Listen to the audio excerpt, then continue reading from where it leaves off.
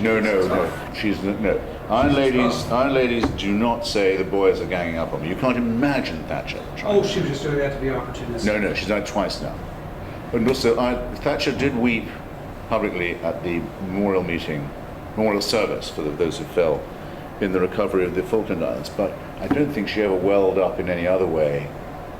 Oh, she did when she was expelled from government. Oh, perhaps she did that, yes. She did. Well, I saw you would. I was there in Paris. The tear was photographed.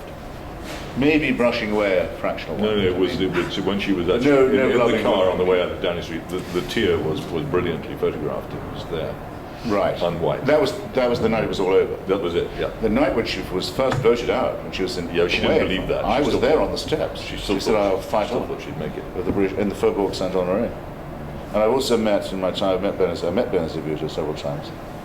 I've met Mrs. Indira Gandhi. I did not meet Mrs. Golda Meir or Mrs. Bandaranaike, but the women who really had to put up with male-dominated societies and real male persecution are not self-pitying and whimpering in this awful way. I think that if I was a female or a feminist, either, that I think would get me down a lot. You either are as tough as, or you are not. Or as humorous and ironic and determined as, or you're not, or you aren't. Maybe the difference in our position. Can't have that both ways. Deep down, she is tough, and this is all handling. This is show your warm side. I think it's calculated. I think she is tough inside. Well, she is when it comes to her own interests. Yeah, she is.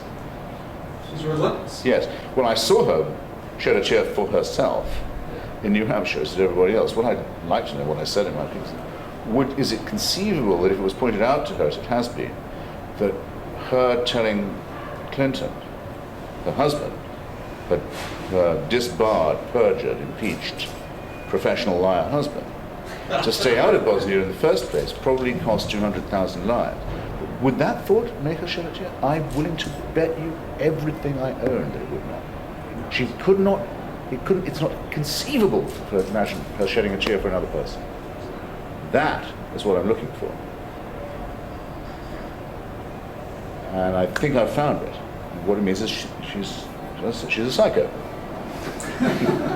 Like him. Peter, you have thoughts on the... No, I think we had an agreement in 1776 or around about then that we stayed out of this. Stick to that. So no outsider's perspective. But we have enough problems of our own. Now, I gather she's joined a very extremely conservative religious group now to validate her faith claims, which are the latest incarnation. And I noticed that Senator McCain has stopped being an Episcopalian and become a Baptist.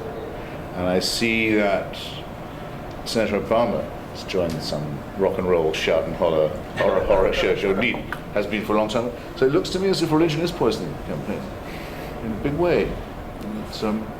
Every candidate seems determined to defame and trample upon the one thing that makes the United States the great country it claims to be, which is you don't have to do any of this, and the government will never tell you you can. It's a real shame. And I hope they're changing ships on a falling tide as well, because all the evidence is that the number of Americans who are not impressed by supernatural claims is the fastest growing group in the country. Well, look at the books that have been selling. Sam Harris, you. Yeah, but you read the Pew study. The largest, it's 15% of Americans now say they don't identify with any denomination at all. 40% of it change their denomination at least once. The ex-Catholics are, or the lapsed, as the church insists on calling them, because you can't leave, as you know, a totalitarian church. You're not allowed to leave. You can be excommunicated, you can't leave. Something that people don't understand very well, is the largest group in the country. But the fastest growing group are those who don't identify. And they are regularly insulted by candidates who act as if they don't exist. Well, they do, we do. And that's to say nothing of the huge numbers of people who do say, yes, I'm a Lutheran, or a Catholic, and who aren't really. And who are riddled with doubts. And, the two speeches that are getting so much comment in this campaign, McCain's speech on his Mormonism down at the Bush Library, and the Obama speech in Philadelphia, where he's trying to transcend the racial issue. Religion, so. Well, to say nothing of what got former great Michigander out of the race, yes. I mean, that was disgraceful. I mean, if you remember when the Carolina primary was in major contention, he didn't even go, I think, to the state. He stayed entirely in Nevada, where his campaign was run entirely by a Mormon sectarian machine, in order to eke out a narrow victory there, entirely based on a confessional turnout and donation, making himself the Mormon candidate. Yeah. For a crackpot, racketeering sect. You know, no one can look at the Book of Mormon or the history of Joseph Smith without realizing that they're seeing a plain fraud being evolved in the clear light of day, to roars of laughter from its originators. You don't want to be able to control your wife's it's destiny? enough to make a cat laugh. Whispering the Have secret you read word? Fawn Brody's book on Joseph Smith? No. Well, God damn. You know, the local newspapers of upstate New York draw a perfectly good picture. A many times convicted, very, very charismatic fraud.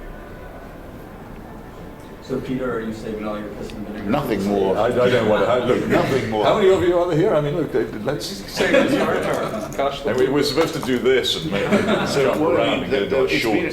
it's been a fantastic campaign from the secular point of view, because of what the crying lack of missing quality is that we're becoming increasingly more. What we want is less faith-based pretense, less faith-based hypocrisy. Why do they insult us by thinking what we want to hear as professions of? We don't. We want competence and integrity. We don't want professions of supernatural allegiance. Can I ask you what you think? But that, by the way, is true. I should just say one more. That's true of people, I presume, who are honestly and sincerely religious. They do not want to hear their own faith exploited Yeah. or cheapened in this Yeah, way. no, I think that's true. Let's keep this So last. let's hope it's a big miscalculation, this religious conversation. Yeah. I think it probably is. So we got to scoot here pretty soon. The last question. I just wanted to ask what you think what role does the media play in that? In this aspect of it. Lazy, I think they tend to make the assumption that a person who's made a claim of faith has ticked a box that the electorate expects them to check. And I think that it's an unexamined assumption that could stand a lot more examination. And as I've told you, I think I'm very ashamed of the way the profession behaved over the Danish cartoon business. It's happened again this week. Sam Harris was asked to do a piece on the revival of the Danish cartoon question by the Washington Post, and they're not going to print it, and they've more or less told him why. Because he uses this idea of religious violence in the same sentence as the word Islam. And they're not willing to run that risk. And they can't have expected he would avoid the question.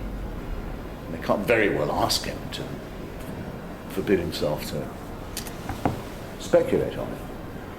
So it's a combination of cowardice and consensus. Actually, Cowardice and Consensus would be the name of any book I wrote about any aspect of the American crime. Well, hopefully the high grosses you guys are getting with your books will change the media a little bit. No, they won't. No.